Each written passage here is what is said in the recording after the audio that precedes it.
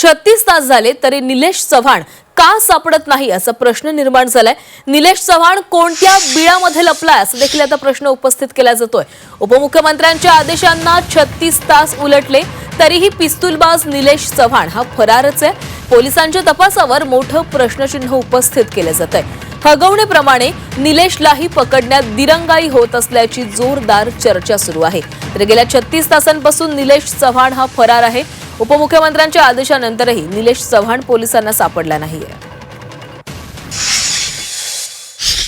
जे आमचे सीपी पुण्याचे त्यांच्या अंडर येणारा एरिया आहे तिथल्या एकाचं लायसन आहे जो चव्हाण ज्यांनी त्यांना रिव्हॉल्वर दाखवलं तो त्यालाही ताबडतोब पकडण्याच्या करता आता मी सीपीला इथनच फोन लावलेला होता। तिथं टीम वाढवायला सांगितल्या आणि त्याचं पण डोकं ह्याच्यामध्ये बऱ्यापैकी चाललेलं दिसतंय। ते मित्रपरिवार दिसतंय।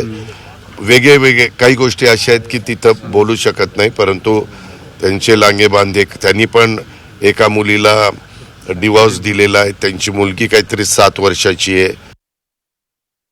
आणि या संदर्भात अधिक बोलूयात आमचे प्रतिनिधी निलेश खरमरे आपल्यासोबत आहेत। निलेश, उपमुख्यमंत्र्यांनी आदेश देऊन 36 तास उलटलेले आहेत, मात्र निलेशला अद्यापही पकडण्यात आलेले नाहीये। नेमकी दिरंगाई का होती? खरं तर या प्रकरणामध्ये पहिल्यापासून पोलिसांवर संशय व्यक्त केला जातोय। पोलिसांना वारंवार सूचना देऊन सुद्धा पोलिसांनी या प्रकरणामध्ये उशिराने कारवाई सुरुवात केलेली आहे आणि त्याचाच भाग म्हणलं तर निलेश चव्हाण आहे आता हा 36 तास झाला फरार झालेला आहे। खरं तर वैष्णवीचे काका आहेत त्यांनी याआधीही पोलिसांना निलेश चव्हाण बद्दलची माहिती दिली होती, मात्र पोलिसांनी त्यावेळी कारवाई केली नाही, त्यामुळे तो आता फरार झालेला आहे। या प्रकरणात बघितलं तर त्याच्या 2022 मधला जो शस्त्र परवाना आहे तो आता या ठिकाणी रद्द करण्याचा प्रस्ताव आहे तो पुणे पोलिसांनी पाठवलेला आपल्याला पाहायला मिळतोय। आता निलेश चव्हाणवर आता 2 गुन्हे वेगवेगळे दाखल झालेले आहेत। बाळाचे हेळसांड करणे किंवा काळजी न घेणे असा एक गुन्हा त्याच्यावर आता दाखल करण्यात आलेला आहे बावधन पोलीस ठाण्यात। मात्र कालपर्यंत अशी माहिती मिळत होती की निलेश चव्हाण हा स्वतःहून स्वाधीन होईल, मात्र अजूनही तो काही स्वाधीन झालेला नाहीये। आणि एवढंच नाही तर आता पिंपरी चिंचवडचे 3 पोलीस पथक आहेत ते त्याच्या तपासासाठी रवाना करण्यात आलेला आहे। मात्र उपमुख्यमंत्री अजित पवार यांनी स्वतः सीपी जे आहेत त्यांना आदेश देऊन सुद्धा ही अजून तो फरार आहे। त्यामुळे पोलिसांच्या कार्यक्षमतेवर एक प्रकारे प्रश्नचिन्ह उपस्थित केलं जातंय। आता 36 तास उलटून गेले अजूनही तो आरोपी आहे तो फरार आहे। मात्र नेमकं कुठं आहे त्याचा शोध पोलिसांकडून घेतला जातोय।